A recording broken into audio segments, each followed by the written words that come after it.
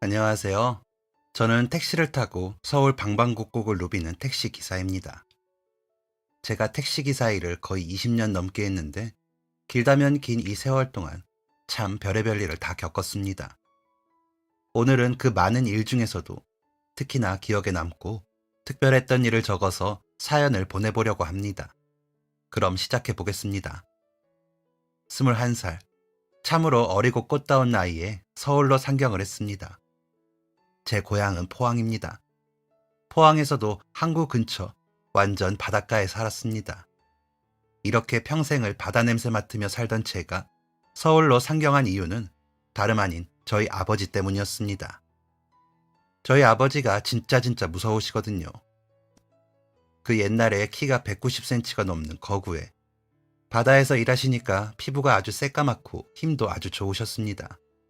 머리숱도 많으신데 곱슬에다가 수염도 엄청 많으셔서 약간 산적 같은 대장장이 같은 느낌이었죠. 목소리도 어찌나 크셨는지 모릅니다. 남들에게는 호탕하고 멋지고 자신감 넘치는 아버지였지만 저희 남매에게는 엄청 무서운 아버지였죠. 너희 이렇게 해서 대학은 어떻게 가려고 그래? 만석이, 너는 장남이 되어가지고 모범을 보여야지. 수학 문제를 2개나 틀려? 제정신이냐? 아버지, 그게 아니고요. 실수를 해서. 실수도 실력이다. 안 되겠어. 너 오늘 이 문제집 다 풀 때까진 못 잔다. 아버지는 답지 않게 학구열이 아주 넘치시는 분이었습니다. 결코 저와 제 동생이 공부에 뛰어난 재능을 보이고 영특해서 그런 게 아니었습니다. 다 아버지의 개인적인 욕심이었죠. 아버지는 국민학교만 졸업하신 분이셨습니다. 아버지 집이 엄청 가난했다고 하더라고요. 그럴 만도 했습니다. 할머니가 일찍 돌아가신 할아버지를 대신해서 혼자서 6남매를 키우셨으니까요. 그 중에 5째였던 아버지가 국민학교를 다녔다는 것만으로도 대단한 것이었죠. 가정 형편이 어려웠던 아버지는 학교를 다니는 대신에 일찍부터 배를 타며 일을 배우셨고 결과적으로 집도 한 채 사고 잘 먹고 잘 살게 되셨습니다. 그런데 아버지 말로는 배운 게 없으면 무시당하기 딱 좋다는 겁니다. 어딜 가나 무시하고 하대하고 얕잡아 본다고 말이죠. 제가 보기에는 산적 같은 아버지를 무시하는 사람은 없었던 것 같았는데 말이죠. 아무튼 이러한 아버지의 개인적인 고충 때문에 저희에게 공부를 엄청 강요하셨습니다. 다 지원해주는데 왜 안 하냐면서 말이죠. 그래서 어릴 때부터 받아쓰기 하나만 틀려도 엄청 혼이 났고 학교에서 쪽지 시험 하나만 봐도 몇 점인지 검사를 하셨습니다.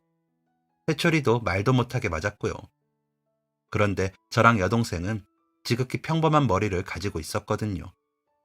국민학교 때는 어찌저찌 따라갔다지만 중학교 가면서 점점 실력이 드러났고 아버지의 화는 갈수록 심해졌습니다. 14살밖에 안 된 애를 새벽 2시까지 공부를 시킨 분이라니까요. 그런데 원래 하라고 하면 하기 싫고 하지 말라고 하면 하고 싶은 게 사춘기 청소년의 마음 아니겠습니까?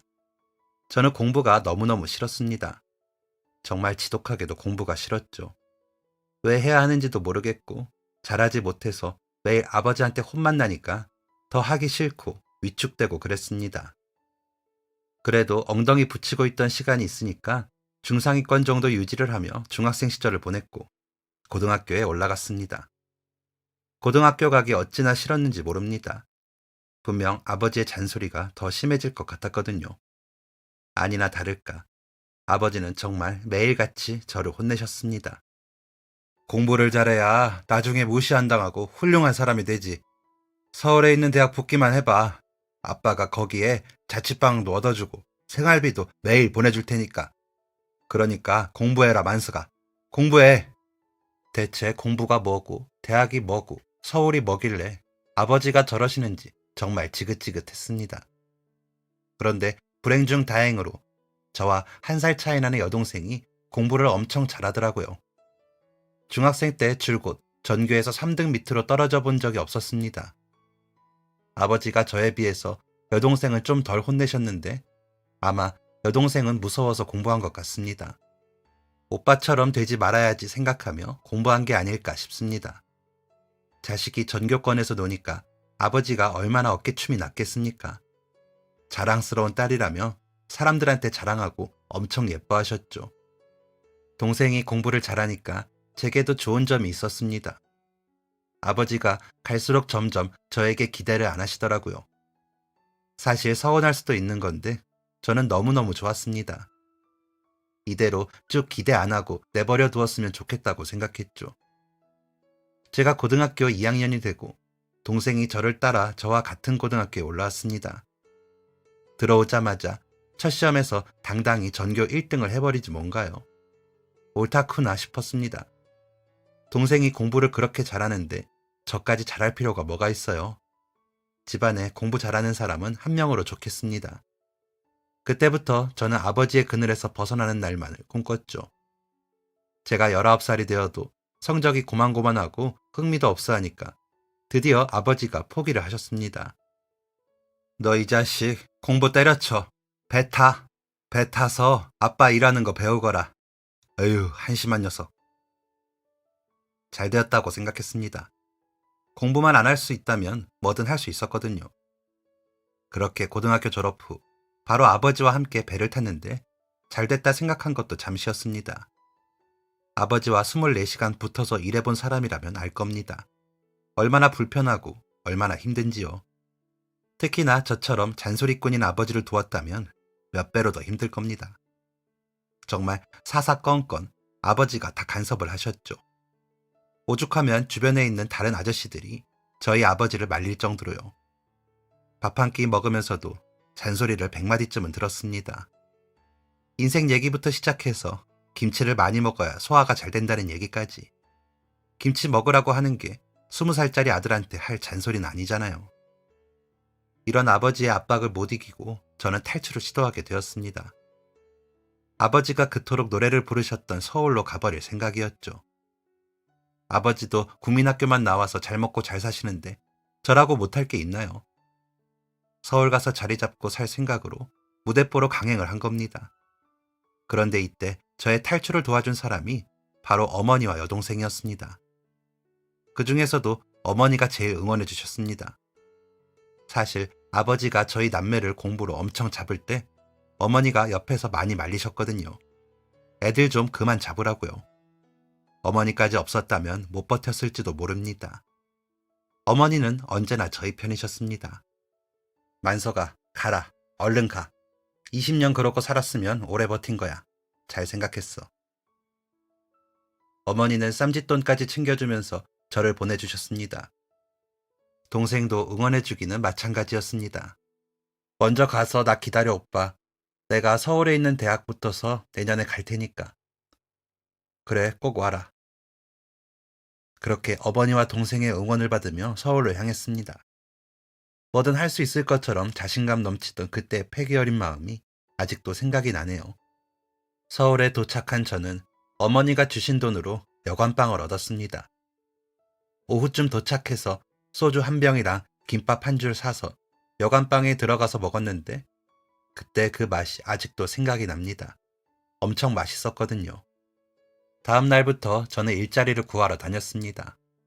그땐 다 신문 보고 일자리 찾던 때잖아요. 제일 먼저 구했던 일이 새벽에 신문 돌리는 일이었습니다.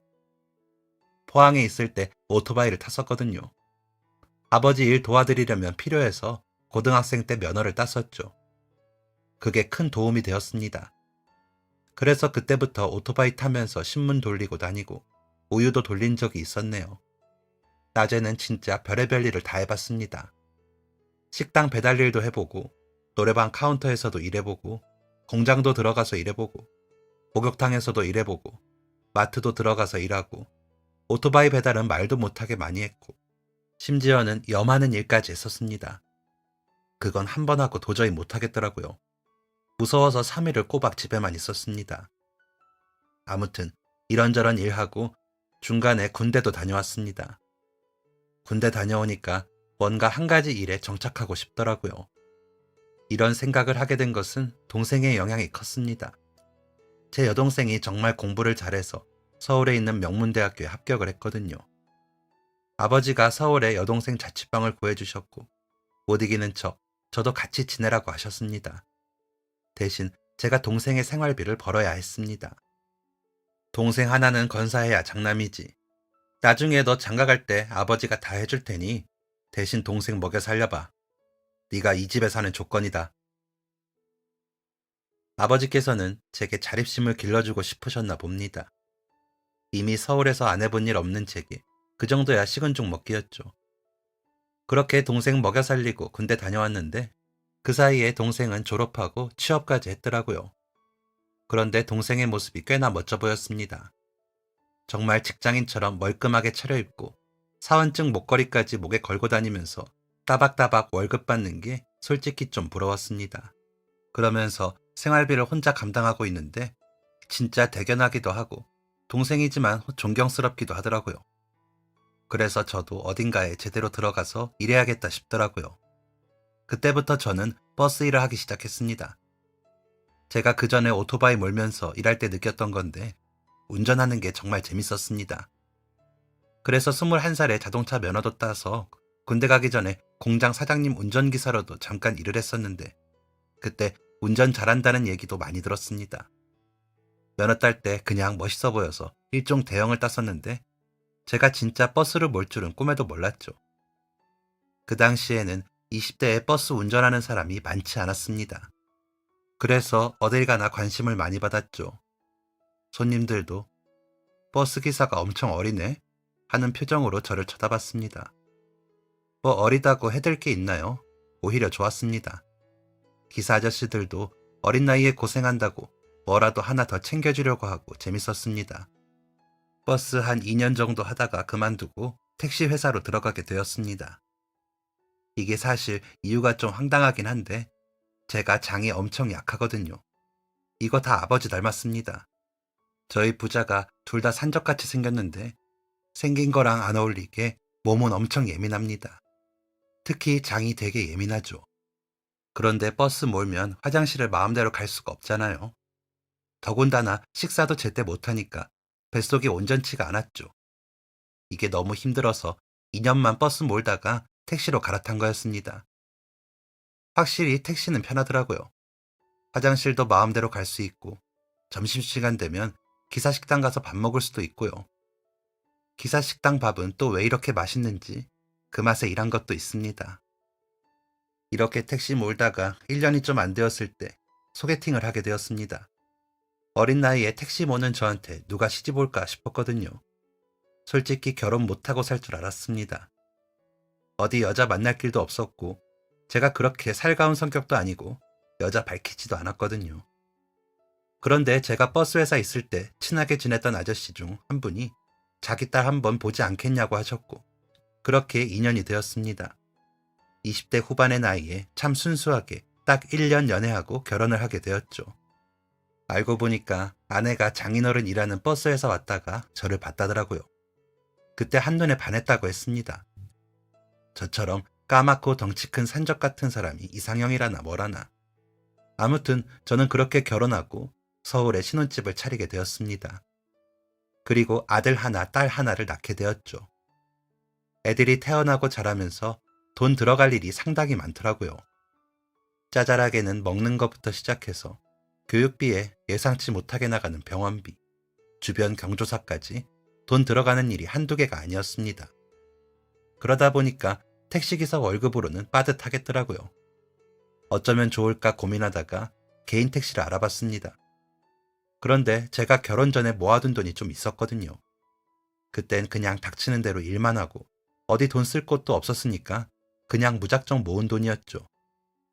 돈 써본 적이 없으니까 어디에 써야 할지 모르고 그냥 뒀던 돈이었는데 연애하고서는 결혼할 때 그 돈 쓰려고 했습니다. 그런데 아버지가 저 결혼할 때 신혼집 구하라며 돈을 주셔서 제가 모아두었던 돈을 목돈으로 묵혀두게 되었었죠. 개인 택시 하려면 번호판 때문에 돈이 좀 필요한데 그 돈을 지금 써야겠다 싶더라고요. 다행히도 제가 사고 안 내고 운전을 잘했던지라 개인 택시 운영을 할 수 있었습니다. 개인 택시 시작했을 때 뭐든 할 수 있을 것 같고 돈도 많이 벌 수 있을 것 같은 설렘이 가득했습니다. 제가 젊은 나이에 택시를 하다 보니까 택시에 타는 손님이나 아니면 알지도 못하는 사람들이 혀를 찼거든요. 할 일이 없어서 벌써부터 그런 일 하냐고요. 그런데 저는 한 점 부끄러움도 없었습니다. 제가 좋아하는 일이었고 이게 나쁜 일도 아니잖아요. 그리고 연차, 월차 이런 건 없었지만 웬만한 직장인들보다 괜찮은 돈 벌면서 처자식들 먹여 살렸고요. 그렇게 만족하면서 택시 운영을 10여 년쯤 했습니다. 그 즈음에 제가 자주 가는 기사식당이 있었습니다. 돈가스, 우동, 비빔밥 이런 거 파는 곳이었는데 택시 기사들 사이에서 되게 유명한 곳이었습니다. 엄청 맛있는 건 물론이고 거기 밑반찬 종류가 되게 많았거든요. 그리고 항상 밑반찬들이 바뀌었고요. 기본 찬만 한 5-6가지 되었는데 주인 아주머니 솜씨가 좋으셔서 반찬이 안 맛있는 게 없었습니다. 와, 아주머니, 어떻게 이렇게 손맛이 좋으세요? 진짜 너무 맛있어요. 뭐야, 경상도에서 왔어? 거기 주인 아주머니랑 얘기하는데 제가 사투리를 쓰니까 아주머니께서 경상도 사람이냐고 물으시더라고요. 서울 올라와서 사투리 안 쓰려고 노력했는데 티가 났나 봅니다. 아, 예, 사투리가 잘 안 고쳐지네요. 경상도 어디에서 왔나? 저 포항이요. 21살에 올라왔어요. 아이고, 포항. 나도야, 나도. 아, 정말요? 올라오신 지 오래되셨어요? 내가 결혼하고서 올라왔으니까 한 30년 됐나? 엄청 오래되셨네요. 포항엔 자주 내려가세요? 갈 일이 뭐가 있어. 여기서 살림 차려서 사는데 장사하느라 바빠서 갈 시간도 없고. 그러시구나. 전 얼마 전에 다녀왔는데 그새 많이 바뀌었더라고요. 아주머니도 시간 되시면 한번 가보세요. 그래? 우리 아들한테 말해봐야겠네. 저희 부모님과 비슷한 연배의 식당 아주머니가 알고 보니 포항 분이시더라고요. 어쩐지 왜인지 모르게 아주머니한테 정이 간다 싶었습니다. 같은 고향이라 그런가?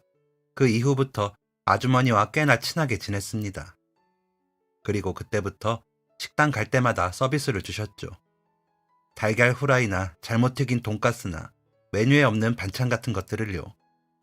저도 감사해서 가끔 음료수 하나 사들고 가고 그랬습니다. 아주머니와 고향 얘기하면서 개인적인 이야기도 종종 나누게 되었는데 아주머니는 20대 후반의 아드님과 그보다 2살 많은 따님이 있다고 하셨습니다. 우리 딸은 벌써 결혼해서 애도 낳고 잘 사는데 아들놈이 문제야. 아드님이 왜요? 우리 아들이 서울서 4년제 대학교를 나왔거든. 곧장 취직해서 회사나 들어갈 것이지. 원놈의 공부를 또 한다고 몇 년째 아주 쎄빠지게 고생 중이라니까. 아, 시험 준비하시는구나. 더 잘 먹고 잘 살려고 하는 거죠 뭐. 나는 말이야, 우리 애들한테 공부하라 소리를 한 번도 안 했어. 내가 배운 게 없는데 애들한테 왜 그걸 강요해? 공부 안 해도 잘 먹고 잘 살 길이 얼마나 많은데. 아주머니의 그 말을 듣는데 저도 모르게 울컥했습니다. 나이 먹을 대로 먹었지만 어린 시절 아버지가 저를 억압하였던 기억은 지워지지가 않더라고요. 그때 너무 힘들었던 기억이 새록새록해서 아버지와 정반대인 아주머니 얘기를 듣고 이럴 수도 있구나 싶었습니다. 저도 자식을 키우지만 제 뜻대로 안 되는 게 참 많더라고요. 사실 제 뜻대로 되는 게 없을 정도로 애들은 이리 튀고 저리 튀고 하더군요. 자식 교육에 힘썼던 아버지의 자식인 저는 공부 하나 안 하는 택시기사가 되었고, 자식 교육 신경도 안 쓰셨던 아주머니의 자식은 대학교도 모자라 공부를 계속 하겠다는 사람이 되었으니 참 알다가도 모를 인생입니다. 아무튼 이 일을 계기로 아주머니에게 더 정이 갔죠. 전보다 더 자주 그 식당을 찾게 되었습니다. 제가 식당에 가서 점심을 먹는 시간이 항상 2시 언저리였습니다. 점심때 의외로 택시 타는 사람들이 많거든요. 그 시간에 바짝 한 손님이라도 더 받고 좀 늦게 점심을 먹으러 간 거였죠. 그리고 점심시간에 맞춰서 가면 기사식당에 손님이 정말 많습니다. 그래서 늦게 간 것도 있었고요. 그렇게 2시 무렵 가면 점심 장사가 어느 정도 마무리되어 있는데 그 시간에 종종 주인 아주머니께서 나갈 준비를 하셨습니다. 일찍 퇴근하시나 했는데 어딜 잠깐 나가시는 것 같더라고요.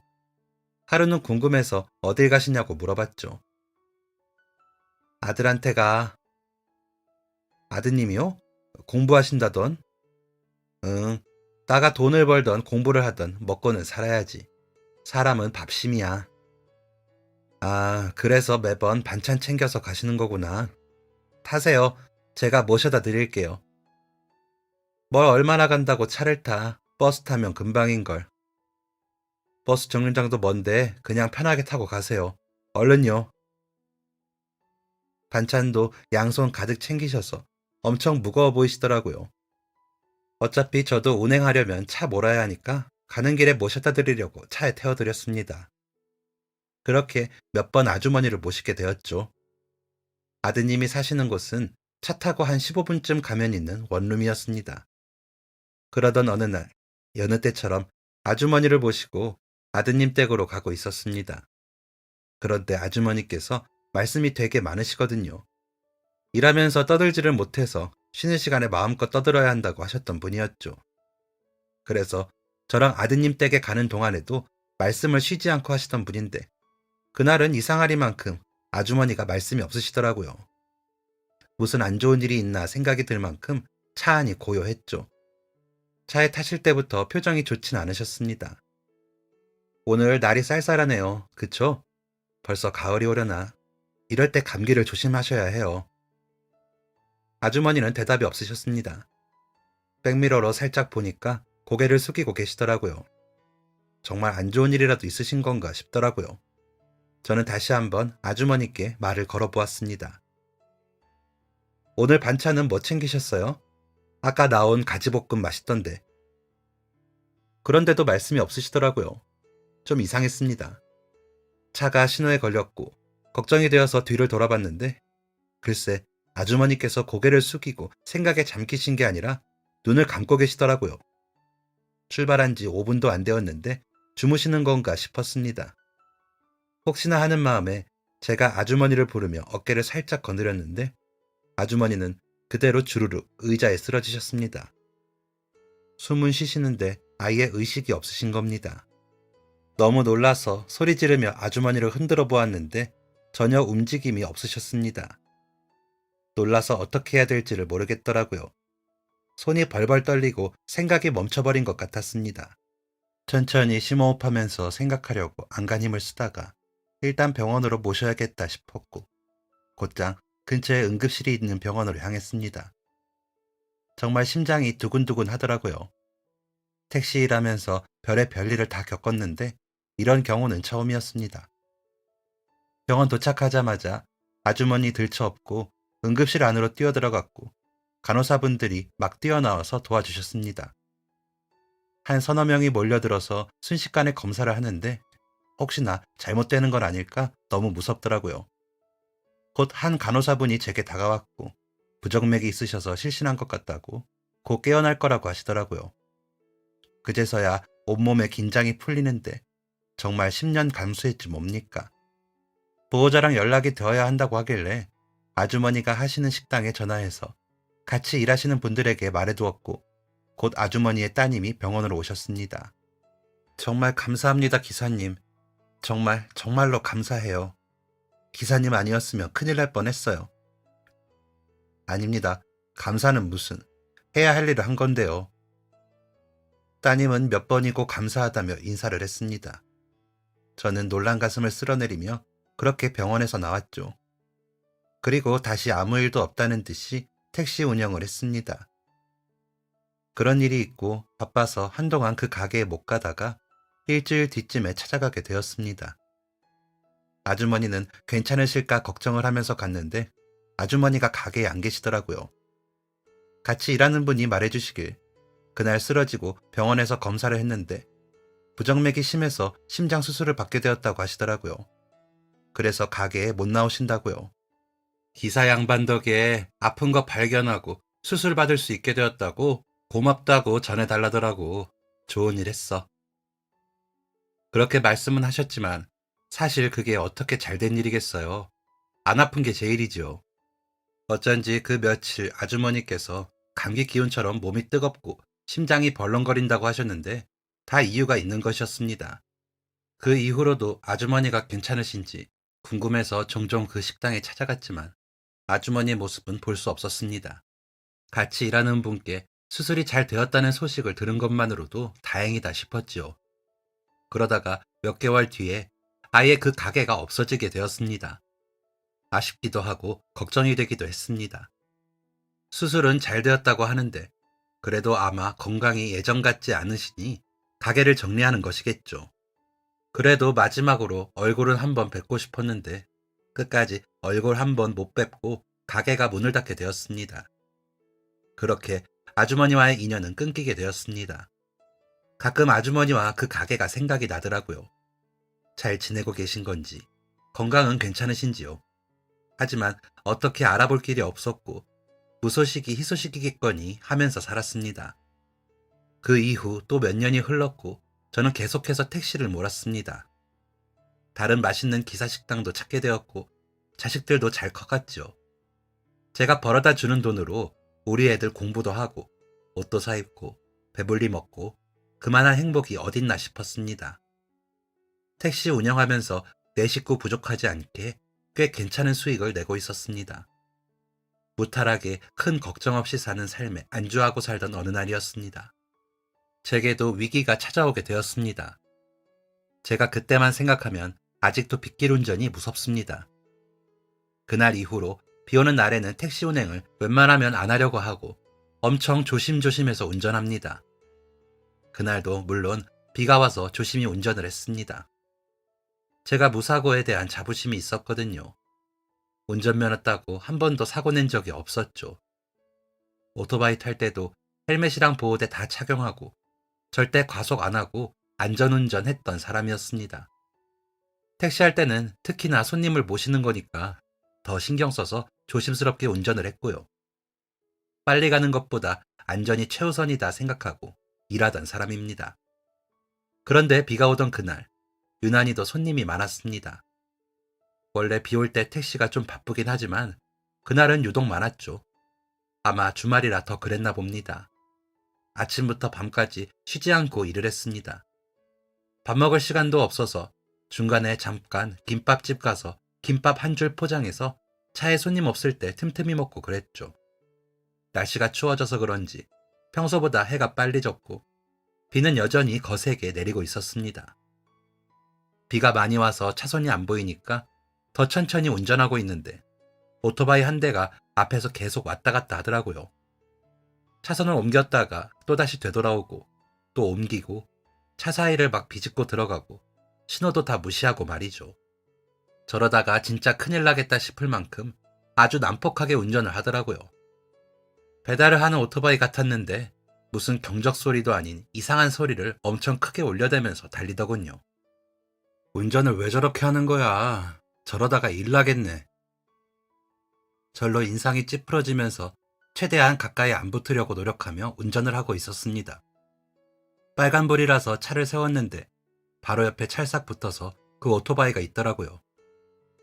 초록불로 신호가 바뀌었고 출발하려는 그때 제 차 왼쪽에 붙어있던 오토바이가 갑자기 우회전을 했고 저는 그 오토바이를 피하려고 핸들을 꺾었다가 그만 도로 위에서 한 바퀴 빙글빙글 돌다가 전봇대에 차를 박게 되었습니다. 갑자기 에어백 터지고 저 정말 이대로 죽는구나 싶었습니다. 너무 놀라서 그 자리에서 기절했고 사람들이 신고해 주었는지 전 응급실에 실려가게 되었죠. 정신 차려보니까 아내 얼굴이 보이더라고요. 의사 선생님께서 차가 전복되지 않은 게 어디냐며 천만 다행이라고 하셨습니다. 차는 수리할 수 있는 정도로만 망가지긴 했으나 저는 한동안 택시를 운행할 수 없는 처지에 놓였습니다. 어깨뼈가 부러졌다고 하더라고요. 왼팔을 통째로 깁스를 하는데 어떻게 운전대를 잡겠습니까? 그 오토바이 운전자는 사고를 내놓고 모르는 척 그냥 가버렸고 잡지도 못했습니다. 보험사에서 수리비랑 이것저것 나오긴 했지만 일을 쉬는 동안의 손해는 채울 수가 없었죠. 너무 억울했습니다. 제가 잘못해서 사고 난 거면 그렇게 억울하지도 않았겠죠. 꼼짝없이 3개월을 일을 쉬어야만 했습니다. 회사원이면 일을 쉬어도 회사에서 어느 정도 돈이 나오지만 개인 택시가 그런 게 어디 있습니까? 하는 만큼 벌고 쉬는 만큼 못 버는 거잖아요. 우리 가족은 저만 보고 살고 있는데 이걸 어쩌나 싶었죠. 너무 미안하게도 아내가 바깥일을 하기 시작했습니다.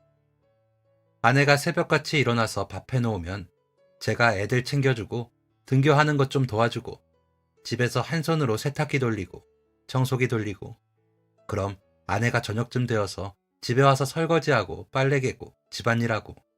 아내가 고생이 많았습니다. 10여 년을 가정주부로 살다가 갑자기 나가서 일하는 게 힘들었을 텐데 힘들다 소리 한 번을 안 하고 잘 버텨주었습니다. 게다가 아내가 힘든 식당 일을 했거든요.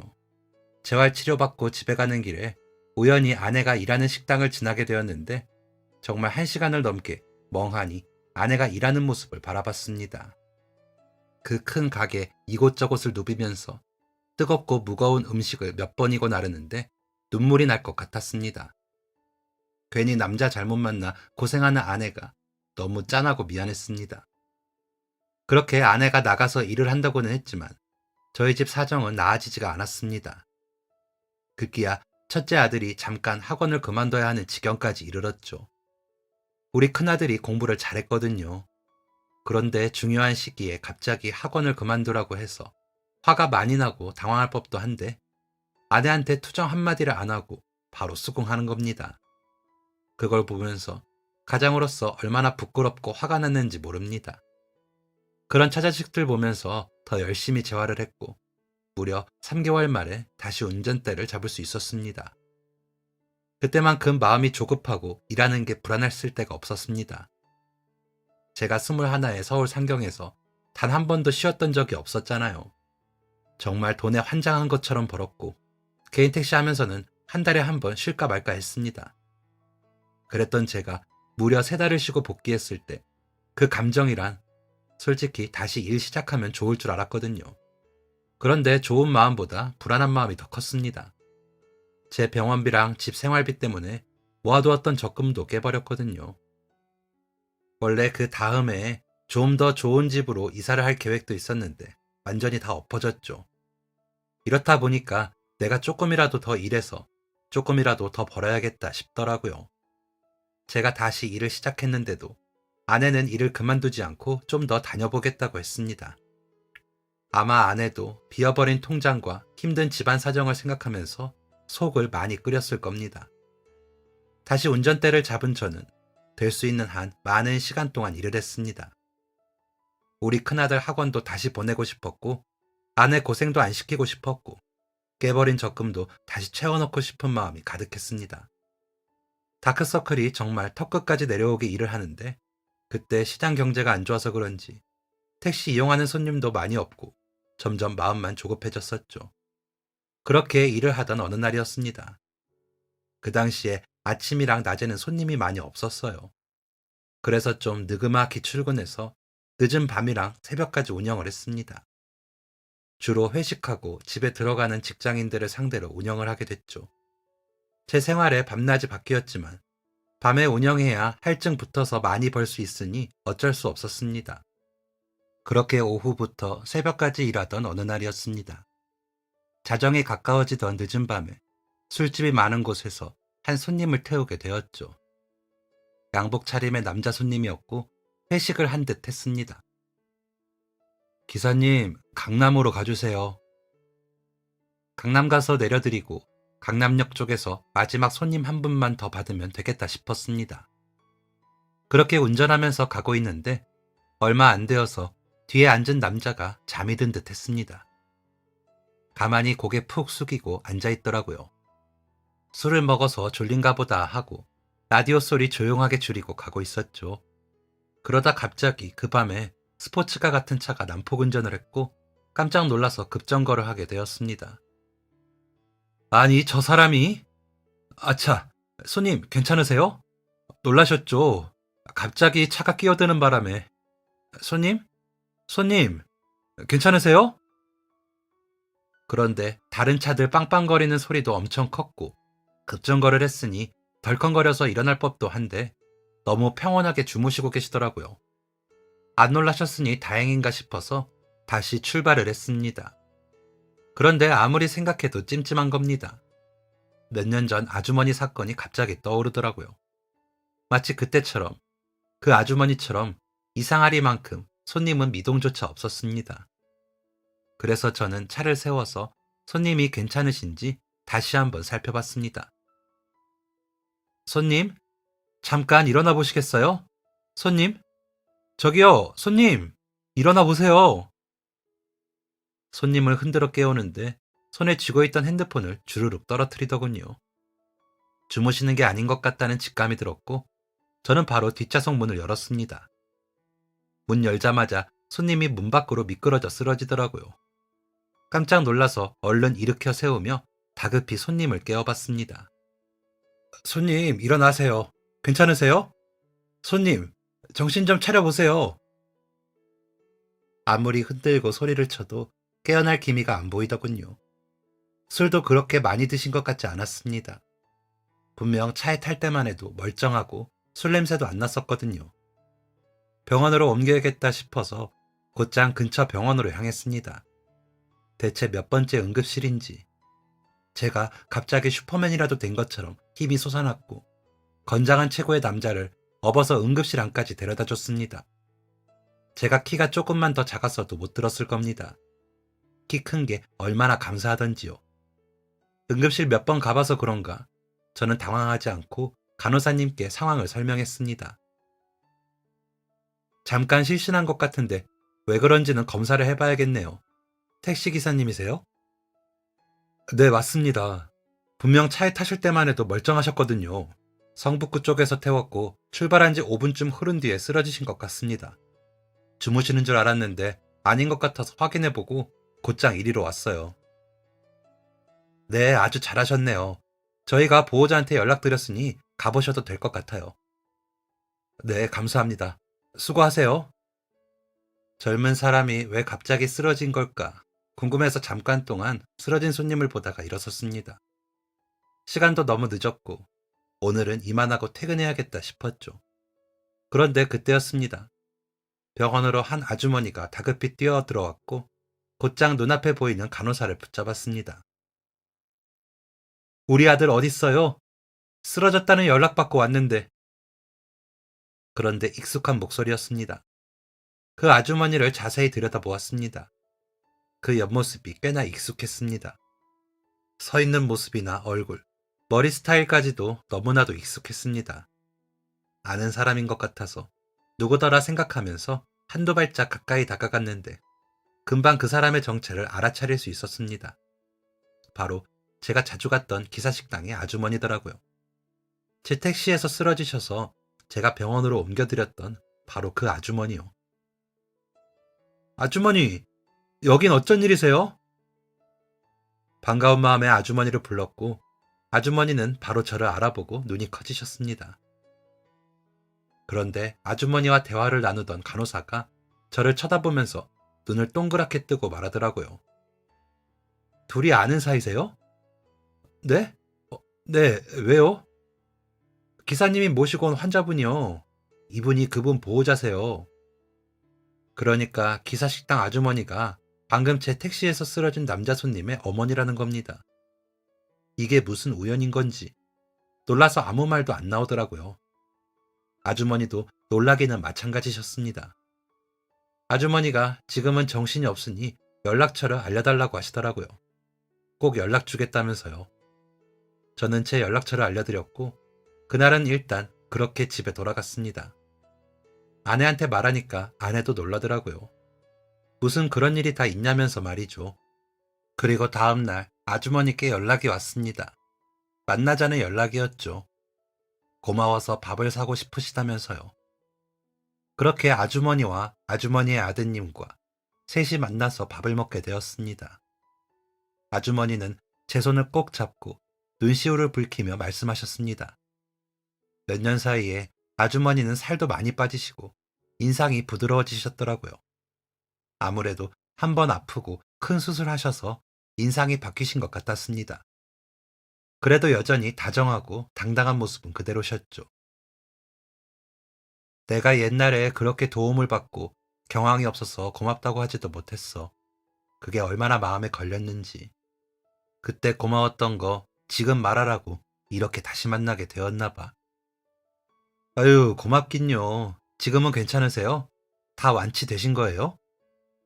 그럼 수술 잘 받고 일상생활 하는데 아무 문제 없어. 장사할 정도는 아니라서 가게 접었는데 어떻게 다른 식당을 찾았고? 우리 집만 한 데가 없었을 텐데 아쉬워서 어째? 그러게요. 아쉬워서 혼났어요. 괜찮으시다니 다행이네요. 아드님은 괜찮으신 거예요? 응, 얘가 젊은데 혈압이 있어서 그랬다네. 술을 못 먹는 앤데 그날 자리가 좀 그래서 한두 잔 했나 봐.